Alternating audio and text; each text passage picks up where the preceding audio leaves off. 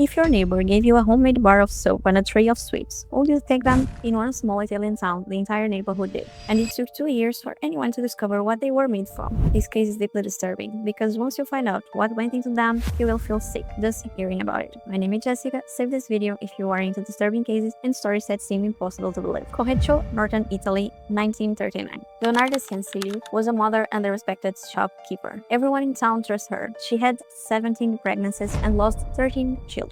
After a fortune teller told her that all of her children would die, Leonardo became convinced that her family was forced. When her son, Pierre, was dropped into the war, she panicked, and she convinced herself that only a human sacrifice would keep him safe. That was when she chose 3 women. All 3 were single, middle-aged, and lived nearby. Share this video with someone who likes this kind of content, because the coldest part of this case isn't how she killed them, it's how she made sure no one would ever come looking for them. Over the course of 2 years, she approached them one at a time, and she promised each of them a new life, an arranged marriage, a job in another city. She convinced them to sell everything they owned and sign over power of attorney to her. Then she made them swear to secrecy so no one would know they were leaving. That's why no one became suspicious. Everyone simply assumed the women had moved away to start a new life. After murdering them, Leonardo dissolved their bodies in a lake and turned them into bars of soups, which she gave to the neighbors and friends as gifts. She also made sweets that she served to the neighborhood and even to her own family. In court, she explained why one batch had tasted better than usual. She said it was because that particular human had been especially